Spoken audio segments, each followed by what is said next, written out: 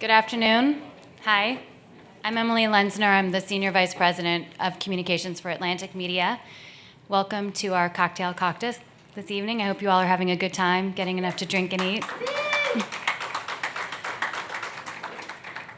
Okay, we're going to have some group participation time. By a show of hands, how many of you have played Pokémon Go, Call of Duty, or FIFA on your phones? I don't know. I do it all the time. Come on, more. What, Candy Crush? Oh, there we go. All right, it's fun, right? Addicting. But what if learning geometry or history in the classroom was equally riveting? We're turning the conversation now to the current explosion of educational games and technology and what it means for today's students and tomorrow's workforce. And we'll consider the role of policy in this rapidly expanding field. We have the Entertainment Software Association to thank for making today's event possible. Thank you. And now I'd like to welcome Electronic Arts Global Head of Government Affairs, Craig Hagan, for a few remarks.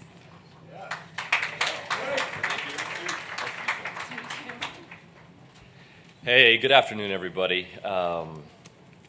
I don't want to take a lot of time because the panelists who are going to speak today bring a lot of experience and skill to answer some of the challenging questions that are going to be presented today about how we educate America's workforce for this century and the growing economy.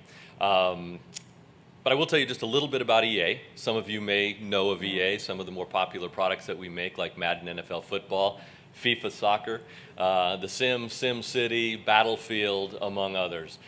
EA is a global corporation. We have got development studios around the world, about $4.6 billion a year in revenue. We've got about 10,000 folks working for us around the country. And I'm very honored to be part of EA. I've been there for 14 years. And the number one public policy objective I see facing not just EA, but our industry and the entire tech sector is talent availability and preparedness. And the video game industry or interactive entertainment industry is a huge component of the technology sector in the United States. We are a $100 billion industry globally, a $23 billion industry here in the United States. There are video game studios or colleges with video game programs in 48 states in the nation. 93% of congressional districts are touching the video game industry. We're bigger than music and box office Hollywood combined, and creating tremendous high-skill, high-wage jobs with an average salary in the United States of $94,000. All of that is very promising, and that can be repeated by technology companies across the sector and the economy. But the challenge that I alluded to relative to my personal opinion on that number one public policy challenge is buffeted by some facts that are rather stark and startling. Dropout rate from high school for students in the United States is 20% on average. When you talk about underserved communities or minorities, those numbers go even higher. For the 80% of high school students who are going to pursue a college education, a four-year degree, 23% of them are indicating they're going to go into a STEM degree program of some kind. A startling statistic is that less than 50% of them, or about 50% of them, will actually complete a four-year college degree. When you look at those startling numbers relative to the matriculation of students with STEM degrees, which is basically one of the core requirements in terms of degree programs for the technology sector, and then you look at the growth of jobs that are occurring within technology industries. Bureau of Labor Statistics says that by 2022, you'll see 1.2 million jobs created in the United States that require a STEM degree of some kind, and we're generating less than half of the degrees in our universities and college programs today to fill those jobs. That is the future. That compounds the problems that we have right here today. You're going to hear one of my colleagues from North Carolina who's going to talk about the challenges they have recruiting. I could bring up my colleagues from EA in our Talent Acquisition and Human Resources Department who can reiterate that same thing across the board and then take that to other big tech companies. The traditional means of education in the United States, in my opinion, is not going to solve that problem. It's not going to simply be kids from middle-income America who are already getting the guidance to pursue a STEM degree who will fill those jobs. We are going to have to reform education, and we're going to have to utilize creative means of reaching underserved communities if we want to not only fill that gap for the jobs that will be available, but also to help lift people up to a path that can provide them with a job that will help them fulfill the dreams that they have. I think that the tech industry, I think the video game industry and the tech sector are primed to participate in the kinds of reform that have to take place. I'm proud that at EA, one of the ways that we're trying to participate in that creative problem solving is by partnering with the Gates Foundation, the Bill Gates Foundation, the John MacArthur Foundation, and our friends at the Entertainment Software Association, because we believe that the engagement of a popular medium like video games, and no one can deny how popular and how engaging they are, is a means for how you can engage young people to pursue careers that can fulfill the dreams that they have. When you take a commercially popular video game like those that we produce at EA, when you embed them with curricula so that there is a learning component that is part of a popularly engaging commercial video game, you can change the face of how learning can occur.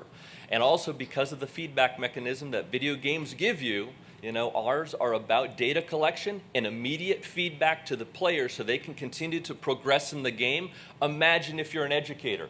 Imagine the real-time feedback that you can get from your students, from your learners who are playing the game around an element of the curriculum.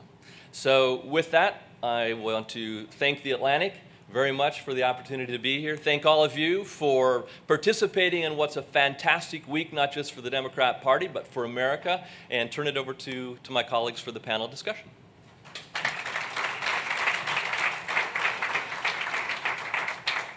Thanks, Craig. Before we begin, I'd like to invite you all to tweet, Snapchat, Facebook, Instagram, whatever it takes. It's hashtag The Atlantic DNC. Now, it's my pleasure to introduce our panel. We'll start with Constance Steinkuhler. She leads the Games, Learning, and Society Center at the Wisconsin Institute of Discovery, and she's a former White House advisor on educational games. Paul Megan is the president of Epic Games, maker of Gears of War and Paragon, among others. Helen Gim is councilwoman at large for the Philadelphia City Council and is the co-founder of Parents United for Public Education. And Congresswoman Susan DelBene represents the 1st District of Washington State. She is the co-chair of the High Tech Women's Caucus and worked at Microsoft before being elected to Congress in 2012. Congresswoman DelBene will need to escape a little early. I just wanted to mention that. And without much ado, my colleague Steve Clemens, Atlantic Washington editor-at-large. It's the Cocktail Caucus. Yeah. I just want to thank Danielle in the back at the bar. Hey, Danielle, wave. Wave. She's being very modest. But I thought what would be fun tonight is have a drinking game. So, when anyone mentions coding or code, go for it, right? And if you run out, Danielle and her colleagues are back there. I don't know. I don't know where to put this, but hold on. It's good to be with all of you. First of all, I also want to pay tribute to, I think it's Corey and Andrew. Are you guys still back there, awake?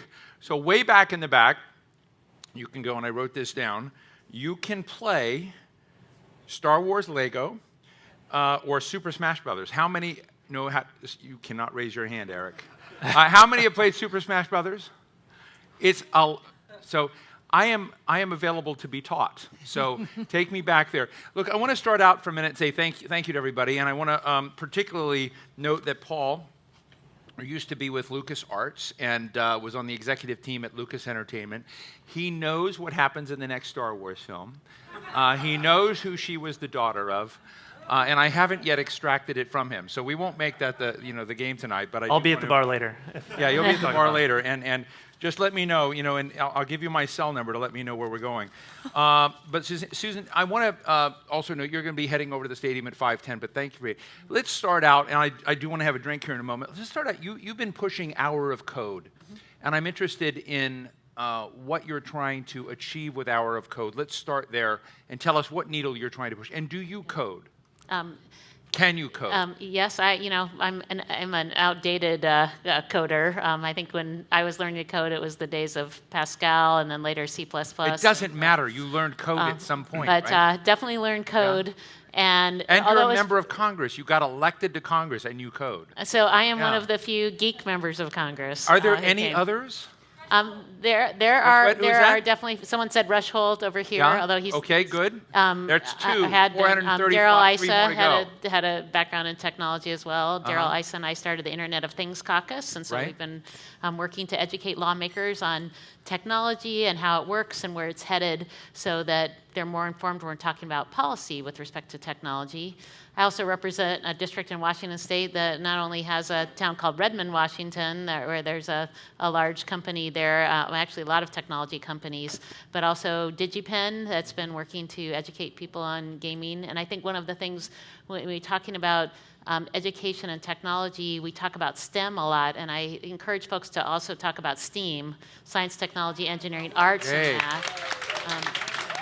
And the interesting thing when we look at gaming and learning, the visual experience is so important. And when you bring designers and artists together with coders and folks who also do both, but bring them together as teams, there's huge opportunities for innovation and great user experience. And so that's got to be an important part of our conversation. But also this incredible effort that has happened with Code.org, an Hour of Code, to take young people and help them code when they don't even know they're coding. They think they're playing a game. And it's a huge opportunity out there because we want kids to love to learn. And if we can give them a chance to be doing something fun and learning, sometimes when they don't even realize they're learning, and keep moving, there's a success when you build the right pathway and then you can move up to a harder level. You see kids get engaged, involved, they're moving at their own pace. And you can involve a diverse community. When we go into a schoolroom and you see kids interacting, there are folks who walk into that experience who are pretty sure they can't do it. They've been told that they're not maybe techie or they're not a science or a math person, and especially that's always a challenge for young women who probably disproportionately feel that way. And so when you sit in front of a computer, you're playing a game and you're coding and you realize you can actually do it. It not only builds confidence but kind of encourages folks to keep moving forward. And you can imagine the huge opportunity that presents not just in coding but in other types of learning and really helping students move forward. Susan, you'll have to forgive me because I'm sort of an equal opportunity offender. I mean, what you're describing sounds so warm and fuzzy and so nice and, kind of genteel. And I'm interested in the side of how coding and how gaming fixes problems, right? So when you're thinking about education and what a miserable scene that is in some place of the world. Helen here has been dealing with Chicago. I think one of the question is, how do you move from isn't it cute that kids are coding to we're solving big problems in equity, in creating fairness and opportunities, and getting kind of past the old potholes in the U.S. educational system. So give me your ruthless well, I think we have huge challenges in terms of making that, even that experience I'm talking about with Hour of a Code, available to every student across the country. Broadband infrastructure is critically important, and we don't have that in our rural communities, so they couldn't even, in many cases, spend that time in a classroom or have enough computers for students to spend that time.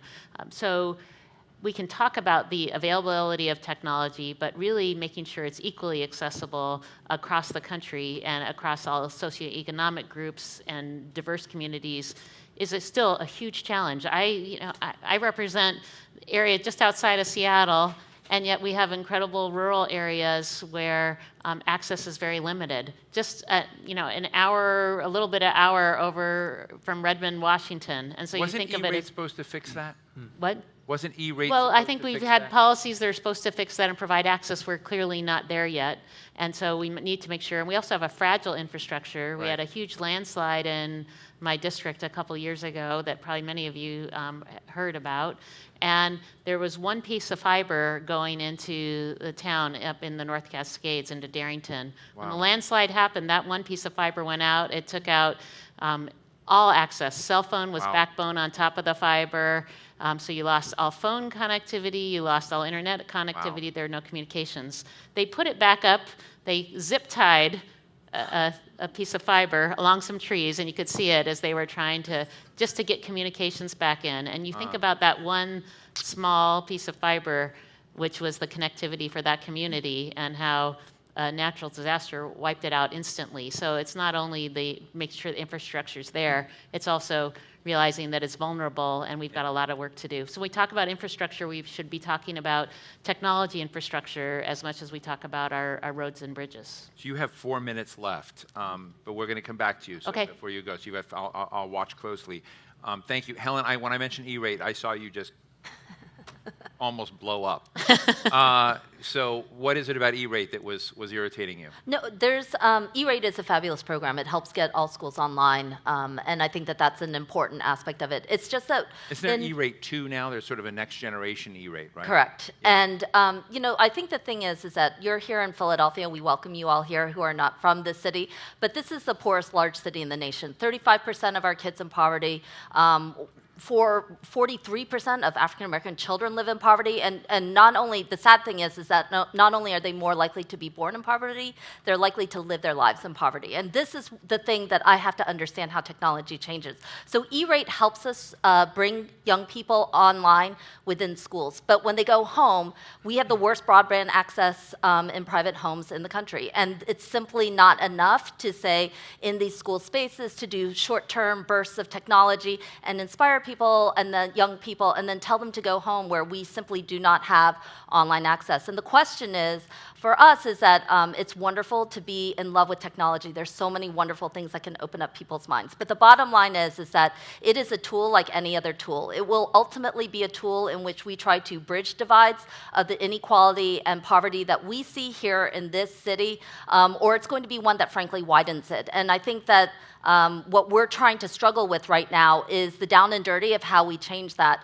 Last year, we were able to really wrestle with our communities with a franchise agreement with our largest cable company, Comcast.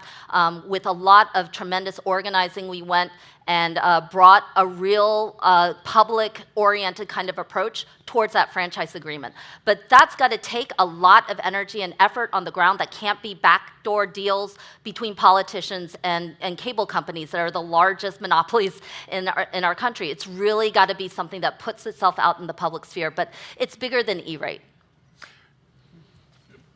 You have 2 minutes, so I'm going to give you one more word and then we'll come to concepts. But I am interested in when you begin thinking about the legislative, the federal level in which you're operating, and you work in a climate where, you know, I've had the privilege of interviewing many of your colleagues, and I would say the literacy on these issues is really varied, where you've got people that are very much tuned in and see this new literacy, this new generation that's evolving, and how to reach people as something with a lot of value. And then the other hand, I sometimes play with titles of things. You know, our Atlantic title makers are great. You know, teaching for tomorrow in the creative economy. It seems like a lot of people in Congress want to teach for yesterday in the uncreative economy, right? So how do you, I mean, I'm just interested in what your insights are after now, having been at Microsoft, but going in and you're dealing with a kind of regulation-oriented world as opposed to an area, say, on the West Coast or in North Carolina where Paul is, where you just don't think in those terms. You're actually trying to change things. And just give us a snapshot of those, because I sometimes think that's at the core of what we're talking about gaming and schools and education. It's just a very different way of shaping the future. I do think it's at the core, and I think also it's an issue of how technology has been used up to this point. Technology use in government has not been super successful, and so as a result, we've seen. Are you commenting about the healthcare rollout? Well, you know, I think we ended up having to bring folks in to help fix that problem, but it's unfortunate that, you know, we don't always have the talent that we need to address some of these issues. I think the U.S. Digital Service has been providing great progress in bringing talent in so that we have fresh ideas on technology. And I think as legislators, though, we ended up with many projects that had been very expensive that didn't turn out well. And so I think a lot of legislators didn't want to spend money. And when I say legislators, it goes from city councils all the way through the federal government, where millions of dollars were invested, and you might have ended up with a siloed piece of technology that was outdated almost the time it was done. And so people are very hesitant to invest going forward. So I think education is critically important, making sure we really understand best practices and understand how new technologies can be deployed and where they make sense and where they don't. And that knowledge is going to be critically important to moving forward. And then we also need to educate lawmakers. We don't always have the most technology savvy group of people, so making sure that they understand how things work and where they're headed so that they feel more comfortable and informed when they're making policy. 5:10 on the dot. Susan Delmeni, Thank you. thank you Thank so you so much. much. Sorry. Really appreciate it. You've got work to do. Good luck tonight. So let's carry this on. Constance, you are on the research side of this, in the university, sort of looking at this. And I guess not too long ago, we had a cover story in the Atlantic called The Wired Child. And in that, Hannah Rosen was sort of looking at the kids are just becoming very wired. I think she had experiences with her child when she was doing both that she saw as positive and disconcerting. But what does your research show you, by the way, that what we ought to be trying to achieve in the way children are approaching this new medium and what it means for us, say, a generation from now? Well, I think there's a lot of ambivalence and trepidation for parents and an older generation around technology use, which always surprises me. I mean, I'm always surprised. I'm a mom. I have 2 kids, 6 and 9, and I spend all of my academic research studying what kids do with games specifically, but it actually is more emblematic of what kids do with technology, period. And it's interesting to me that there's so much conversation and trepidation around screens, around media, et cetera. It's not just around what our kids do. I think it's also about what we do. It's a huge shift to where now we spend so much time socializing and doing our work through devices. And so the question of what that means, I think, is sort of a public conversation that won't go away. But all of that said, I think that it's erroneous. I think it's misguided to believe that somehow using tools that are antiquated, that are actually not only, we think, for example, I have very young children, so I'll use the early childhood example. I think we have romantic ideas of what we think that our parents played with as children, like little pull wood toys, et cetera. And I think that we sort of sentimentalize and have a romantic idea of what those tools and those toys were.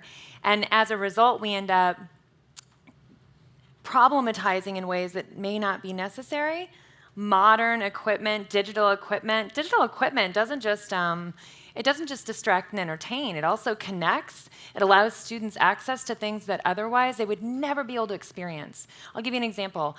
Being able to see inside an atom, being able to move inside the body as a virus trying to attack the cells and find out what the human immune system does in terms of denying a body being invaded by a virus. Being able to explore continents, looking at different stars. These are all things that we have through devices. I think we haven't figured out what best practice looks like, and I think we're kind of uncomfortable with the idea that best practice may not be a hard rule, that it may not be an admonition. It may be something that we do as parents and teachers in context. But I think that the idea that technology is actually improving our access to big ideas that are not just important for jobs, but actually really important for citizenship and really important for enhancing the understanding of our lives. I think that we sometimes underestimate that. With your child, I don't know how old your children are, but would you say, hey, go enjoy Star Wars Lego? Totally. Yeah, instead of the building Yes, we should blocks? play later. I will completely. My 6-year-old would. Yeah, own kill that. me. I know. Should we have some 11-year-olds on this panel? I mean, Yes. are we getting it? I mean, I often Yes. wonder whether we're the wrong folks to have the conversation in a way. I mean, we're shaping what they're doing, but I mean, I have spent a lot of time with younger people lately who are gaming. But I mean, it's not gaming is actually the wrong word. They are connecting in just very different ways and thinking in very different patterns, and I'm fascinated by it. And so I try to spend a lot of time with those folks. And I'm very excited by the ecosystem and the way they see the world, but it is a little bit like the Matrix, where they just sort of see it differently. Yeah, I mean, I spent over a decade now studying what kids are actually doing with Right. media. Uh-huh. And what's so interesting So what's to the me, best thing they're doing with media that someone like me is not? That's a whole long conversation. Let me first get to what, after a decade of research in this topic, I run the top academic conference on research on kids and games specifically. I've advised on policy. I've done this work myself. It's been over a decade. And what you find across the board are a couple interesting patterns. One, it's always surprising to me, but true, that kids in their play spaces are doing some of the problem-solving practices that we actually value in schools quite a bit. It's just that we firewall out the devices. And that's interesting to me, right? That kids are paying to do complex problem solving through things like games, and they call it fun, right? So that, number one. Number two, when you introduce technology into classrooms, what you find, there's kind of a general pattern in the research where kids who are already school focused and already do very well at standardized tests, well, they continue doing really well. Oftentimes those kids have enriched outside school lives that kind of protect and enable them. But when you introduce technology like games into classrooms, what you see is that bottom third of students who maybe didn't understand the content or didn't get engaged in the content, that bottom third actually gets pulled up so that the variance in scores is reduced. And it's that bottom part that actually seems to make the biggest difference. Paul, you are a maker of games. You're out there. You're hiring people, and you're trying to attract, I think, the best talent to what you're doing in North Carolina. And we were talking in the green room a minute ago about what a bigger and bigger challenge that is, so that even though we are creating, I don't know what to call them, more wired children who are, you know, more adept in this area, at the same time you sort of see this giant gap in what can be done. So I'm interested as sort of both an entrepreneur but someone worried about society, what you think we can do to basically connect some of these dots so that we're solving some of these big gaps, both in jobs, employment, how we educate kids. Well, I think the biggest challenge that we face right now is that the education system moves more slowly than our industry does. So we are constantly learning and adapting and changing to new devices. You know, not that many years ago, the iPhone didn't exist. The iPad came along after that. The advent of social gaming, if everyone remembers that, back in 2010 maybe. With each one of these shifts that comes along, we find that there are new skill sets and new ideas that become increasingly relevant. In many cases, the lag associated with education is long enough that the kids who are graduating today may have the skill set that was most relevant 4 years ago, 6 years ago, 8 years ago. The irony is the kids know perfectly well where things are. They understand the technology and how it's moving better than we do in many cases because they use the devices. You know, and in so many cases, the kids are the ones who actually do have the technology to learn, to create. They don't necessarily know it, and we don't do a good enough job of exposing those opportunities. But those devices are ubiquitous. Are you saying that schools slow kids down? I'm not saying schools slow them down, but I don't think that schools realize how fast they have to move and how aggressively they have to look and try to understand our industry. I mean, as somebody in the industry, you know, I play games nearly constantly to be able to keep up with what's happening. And if you don't, you become antiquated very quickly and you lose touch with the technology. And I think that is, you know, an underlying challenge for all technical industries. But, you know, our industry is really the intersection of entertainment and technology and fashion to some degree. It's highly competitive. The games that we're making now are light years beyond what we were doing 3 years ago, 5 years ago, 10 years ago. You know, with the advent of integration of social play, of social networks, artificial intelligence, and now VR and AR are phenomena that are coming to the fore also. So I don't pretend to say it's an easy problem to solve, but I think that it begins with the awareness that this is an enormous industry, that it's the technology that powers our industry is actually expanding. We find, for example, Epic Games makes not only video games and publishes them, we also make a game engine called Unreal Engine. What's it called? Unreal Engine. Which you've made available for free. We made available for free for anybody to download and try and use. If somebody wants to engage with it, they can. There's no friction. There's no barrier. the most fascinating thing happened when we did that, and that is that many, many industries that we would never have expected grabbed this technology and started applying it to non-game applications. So initially it was architecture. We saw people creating architectural visualizations for everything from residential projects to football stadiums. Later, industrial design, product visualization, marketing, simulation, of course, education. Right. And it's becoming more and more widely used. We have a real-time rendered future. Mm-hmm. It will be ubiquitous and integrated into everything that we do, from advertising to learning to our social media. With AR, mixed reality, there will be so many ways in which this technology is integrated in our lives, and I think it's incumbent upon us to take very seriously the challenge to educate kids coming up right now on how to participate in that economy. Let me ask you and Helen something jointly, and I'm going to have some fun with the two of you. Helen is like the most intimidating, scary, forceful. What's that? Badass. Badass, yeah, badass. I said that with streaming live, yeah. You can tell, I mean, I don't want to make you feel too good, it's not editorially appropriate, but you sort of feel like you're raising the school system and looking at this, and you're going to do it whether they want to go that way or not. I can just sort of feel that happening. You're a business leader in a community worried about a lot of these same issues. You want to be able to hire good people.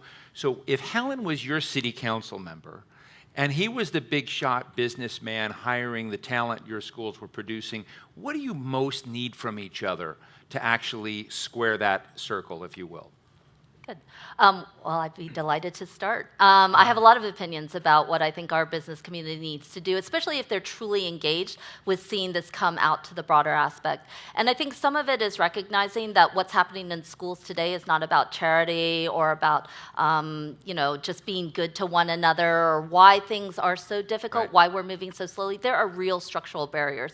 One of them is, I talked a little bit about how there's such difficulty getting young people online. So it's great to have an hour of code in school. They go home completely divorced from technology. So if we want to be serious about that, we should be looking at things like city-owned municipal broadband access. If you want public access and technology to be a public interest good, then we have to actually provide it. We've got children in our schools who are overwhelmingly immigrant. They're non-English speakers at home. We have children with special needs and who have disabilities. We've got young people who are homeless, who don't have a formal home to call their own. We're struggling to get those young people in. The second thing I think we need is we need diversity. We need diversity within the tech field desperately. And when we bring diversity into the tech field, when we bring up apprenticeships with our young people, we're going to see some things change. I think we'll understand why the problems are where they are, and we'll start to change the way we look at how this truly reaches everybody. I sponsored a Codeathon in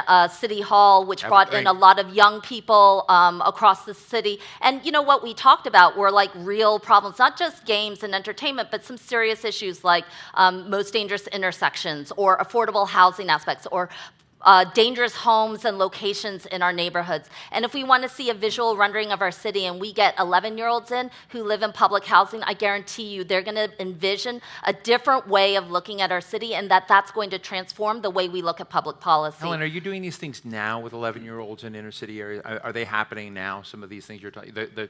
With the Codeathon. The Codeathon was geared more for young people who have already graduated from schools. We're looking at how we can bring some of that energy to our high schools. Who is the enemy? I mean, everything you say makes so much sense to me, but who's the enemy? We have structural issues that are in play. Again, I think that this question of whether municipal broadband access should be something that's available is a hard question for a lot of private companies who are used to owning these things where there's a profit margin. I mean, the bottom line is that technology is rapidly becoming capitalized, commercialized, and ultimately monopolized. And when that happens, when we're dealing in a city where there's so much poverty and so much inequality, we're going to see a gap. And if we want to truly be honest about how we're getting down to it, then we're going to have to move a little bit outside of the capital market and move towards the public interest, public policy sphere. And I think that that's a big leap leap for a lot of our private companies that are trying to do this. Now, there will be apprenticeships and there will be programs and there will be charitable ventures. But if we really want to see young people get on, if we want to see it go to scale, we are going to have to do it in a much bigger way on the public platform. If we're going to diversify and reach young people who are children of color, we've got more than half of our public school students this year are children of color in our public school system. So if we don't see a tech environment that's also diverse, has women, that's welcoming to women, gamers out there, we're going to have to really see some aggressive recruitment. This isn't going to happen naturally, and it's not going to happen out of the goodwill. It's going to happen if we are aggressive, thoughtful, and purposeful about how we see change. So she wants a lot from you, Paul. I do. Yeah, she wants a lot. What would Plus be the money. what are the two Support our biggest school. things? I mean, we're Don't gonna forget. set you up with beers with Danielle at the bar after, but what are the two most She needs important school things funding. you want? Say it's not Paul. Say it's David Cohen at Comcast. What are the two big things you want? From Comcast? Yeah, any big company. You're talking to me after we just went through. We want a municipal broadband system where everybody gets online for free. We fought to get it in our public spheres, but we need it to be out there. Comcast right now has a low-income program which reaches 10 to 12% of eligible Philadelphians. That should frankly be a margin of error, not a standard of accomplishment. This is supposed to be the home of Comcast, but instead it's the home of the digital divide. And so I need to see that first and foremost. And the second most effective thing that Comcast can do, they talk to our legislators and our state assemblies and to our Congress people and to presidents and vice presidents who come through their doors every single day, and I know they come through yours too. We need them to talk about school funding. We need to talk to them about re-envisioning our school buildings for a new age. 70 years old is the average school age of a building. There's no way people are online. We're barely in air. We don't even have air conditioning, much less technological access. So we need a school infrastructure program. We need a school construction program. We need a real investment around our educational system. And So that's like you can 13, help with 14. that more than we can. So Paul, imagine you're David Cohen. What do you need from Helen? Yeah. Can I just imagine, Paul? You Would that can be all right? stay, you might want to stay Paul. All right, Yeah, I'll go stay ahead. Paul. So I think those are all fantastic points, and I think when we look at hiring and we look at the economy that we participate in, we want nothing more than to be able to hire people locally, hire people domestically. We're looking for the most qualified people we can find. There's a lot of discussion about H-1B, visa reform, and all of these issues surrounding where we get our qualified workers. Those are all incredibly important conversations. However, we would like nothing more than to achieve that. So, our company took steps to say, we want to take down those barriers. We put our code, frankly, in an unprecedented way. We took our engine, we put it on the internet, and we said, look, anybody who wants to can sign up and download it, and not only have the ability to use it for free, for education, but to have the entirety of the source code for the engine online that they can download. That is, a tremendous amount of intellectual property that we put out there so that people could have the opportunity to have access to it and to really learn how to contribute in the future. I deeply believe that business leaders and all of us have a civic responsibility to make sure that we engage with our communities and we engage with our schools, and we make investments individually and collectively to help solve those problems, and they're complicated. However, I think what you'd find from us more than anything is a willingness to say, we are trying to partner, we are trying to look at ways to empower people in this economy to participate in our companies. We deeply believe in that. We are from this economy. And frankly, the beautiful thing about gaming is it doesn't know any boundaries. You have people of every walk of life who play games and who appreciate it. It's expanding and it's becoming bigger. Those are all really positive things that we can take advantage of, and we can widen the number of people who do come and to bring a diverse perspective to the way that our industry functions. Before we head to the bar and ask the audience for a couple of quick questions, Constance, let me ask you a question. When I look at many of these technology possibilities in the future, the automation that we see coming, age of robotics and sensors and all of the things going, I oftentimes wonder, and I don't want to get Helen really upset at me here, but she scares me. But if, I wonder if we're going to have schools and buildings and brick and mortar, and I just wonder what these kind of questions of interest, I wonder what education will be about 15 years from now? You know, I sometimes see these debates between getting a degree and actually being educated, or how the sort of world that Paul just described is shifting.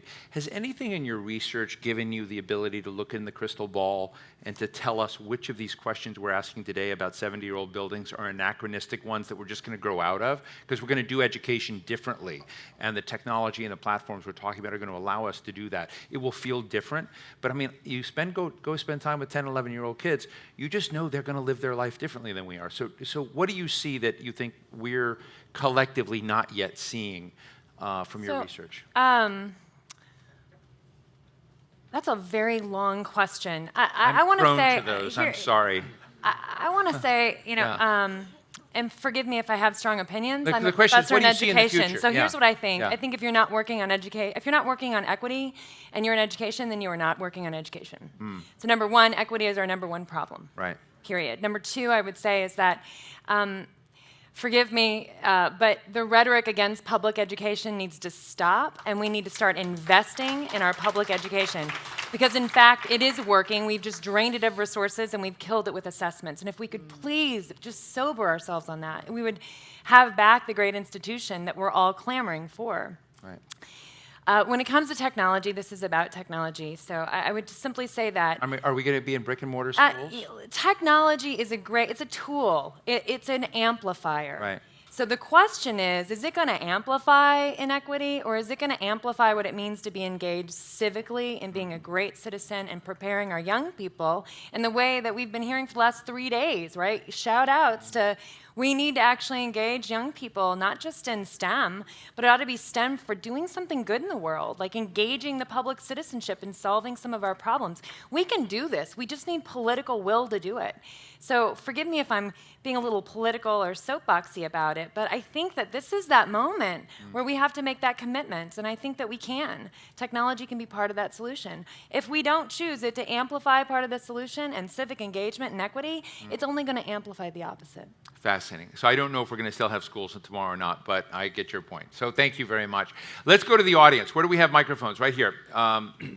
Hello.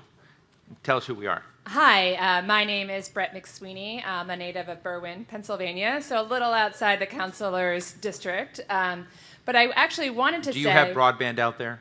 They do have broadband on the main line, yes. Okay. I did want to say, though, to both women on the panel, considering the city we're in, for the purpose we're all in this city, and if we need political will and capital, I'm not scared nor intimidated by either of you. I'm actually inspired and impressed. And I was wondering, Counselor, what your next steps are to bring this message to a broader platform, and Professor, what your plans are to bring this perhaps to elected office. Terrific question. Great. Well, we actually had a forum yesterday with FCC Commissioner Mignon Clyburn, who was doing a Connected Cities tour. So we hosted her at a public access location here in Philadelphia, where 20 years of Philadelphia has been devoted to trying to figure out how to get the city online, and we've gotten it wrong. We didn't make it in 20 years, and so we have to learn mistakes from the past. We need engagement with our federal government to talk about what that means. That includes partnerships, that includes a visioning plan, and most of all, it includes the presence of very engaged communities. If I see people around a table talking about how do we get people online, and everybody's a tech giant or already online, then we're probably having the conversations with the wrong people. We need to really get out there into the communities that are largely divorced and so far distant from this great conversation that is enlivening and inspiring us. But we do have to figure out vehicles in which to do it. So we've been pushing the FCC commissioner to be a place for that. We're going to be continuing to organize. Franchise agreements will come up in Philadelphia around Verizon and other places, and those will be places for public engagement. They aren't just going to be a set of deals. Constance, you're going to run for office? No, not in any time soon, but I certainly hope that, I'm here to listen. I did some policy advising work, and I think that there's some incredible ideas out in our communities that we need to start listening to and coalesce into making into better, saner policy. I mean, we get so burdened and bogged down, at least on the federal level when I was working in the White House, with all of the hefty institutions as it stands right now, that it can actually seem as though it's insurmountable. It's not insurmountable. We just watch glass ceilings break right now as we're speaking, but we simply have to get the ideas on the platforms to move it forward. And technology, again, can be part of that solution. By the way, we didn't even have a CTO in most of our agencies until this last 4 or 5 years. The idea, like what we were saying earlier, when I moved into OSTP, which is Technology and Science Office, I was working with a machine that I actually thought was a joke. I was like, is this really what you work on? We do technology. I have to like stuff sugar packets underneath it just to get it from not wobbling. And we have to actually get technology to enable our government as well. It's great. I want to say I'm inspired as well. That's a very good point. Paul, you look like you were about to say something. You want to run for office? The point that I wanted to make actually, the point that I wanted to make actually about how we solve some of these problems and what we can do. Our industry has become very expert at motivating kids, players, with goals and rewards to do hard things and to solve difficult problems. To the question of will our infrastructure change and will education look the same way that it is now, 10 years from now, 20 years from now? I think we have to be open to the idea that there could be some pretty radical change. I think that if we were to take the expertise and capability that we have in terms of motivating and engaging people, we could actually make a huge impact on the way that students get through the material and learn and achieve, and the way that they're validated in doing that. So I think that there is a partnership with industry where we as an industry collectively, we have to be responsible for helping to solve those problems as well. If we don't, we're going to find ourselves in a situation where we are unable to be competitive and we're unable to get the kind of workers that we need.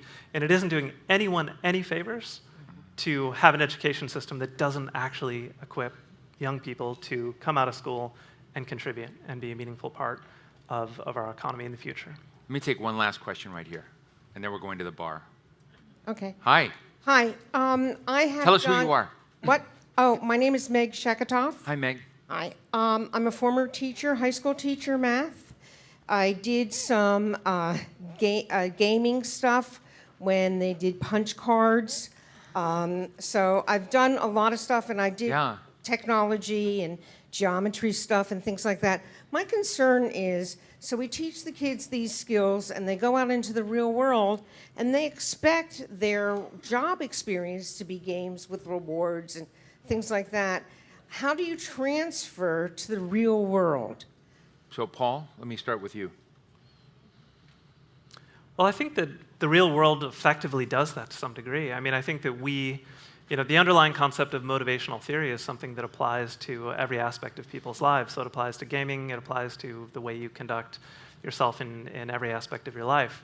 Of course, we all grow up and we get jobs and we realize that there's hard work to be done and that there are things we have to accomplish. But I don't think the gulf is that big. I think that if you gamify or you make learning fun and engaging, you will have people be more invested and they will have better outcomes as a result of it. So I think there's much more in common than there is different in terms of how you can present education and make it really meaningful and have those skills transfer to a career. Constance, thoughts on this? Yeah, this is a big concern, right? Both as a parent and as an educator, I hear you. I get asked this question oftentimes. I will say, I don't think that the game generation or that Gen Xers, my generation and lower, that kind of grew up on games, I don't think that we're having a hard time transferring what we learn through games off screens. I think people fundamentally need meaningful work. And I think that, I was talking yesterday at the Future Summit, and I think that one thing about games that, even though it's play space, games are really good at making your effort feel meaningful. The goal is clear, the rules are fair, and the feedback loops are good. That's what game designers do. Right. They design that experience. And I think the real world, Jane McGonigal wrote a lot about this in her book, about, we oftentimes not only everyone can handle drudgery, it's to not have meaningful work, right? It's a blessing to have meaningful work. And sometimes that means the goals have to be clear, the rules have to be fair, and we could improve our feedback loops. And I think that's not just for jobs that we do for wages, but also what it's like to participate in democracy. And those are design problems. It's funny, right? Sometimes in education and research, people are like, oh, design, that's like icing on the cake or chocolate sauce on the broccoli. It's something that you do because it's to pretty up a problem. And to me, it's actually a fundamental design problem that we could fix, and it changes. It's the difference between people feeling that their work is meaningful and that their problem solving, that their effort is actually tied to something bigger than themselves. And surely right now, if at all times, I think we're all feeling that a lot of people in America feel very disengaged. And if we could figure out ways to solve the design problem, we have companies and designers, they spend their lives doing this. They're they've perfected it. So why can't we use some of those same heuristics to think about not just changing the interfaces of what we do, but sort of how we connect it to bigger, more important things, I guess. Helen, just to give you the last word, as I've now for several years had the privilege of moderating forums that began to look at gaming in universities, gaming and problem solving. I remember we had some young kids that were competing in SimCity, and the winner, who was I think she was an Indian American young girl, we introduced to Nancy Pelosi, all of this stuff at Atlantic Forums. It used to feel that this was a boutique topic that we were really trying to sell into the system and get people to pay attention. And I'm just interested in your purview, the kinds of things we're talking about today. Do you think that the tilt has been reached, that a lot more people and players in the policymaking arena take it seriously and understand the stakes, or is this still a boutique topic? I think that it's hard, and I think that the gap between access to the basic resources that are needed to compete at that level are very difficult. I think that there's also a lot of encouraging indicators of what's moving. So for example, in Philadelphia, we have a state-of-the-art CTE program that ended up becoming its own individual school where young people were involved with building model cars. And they actually, in Philadelphia, high school students were able to compete with MIT, able to compete with Toyota. They went up against world competitions and were competitive and in many cases won.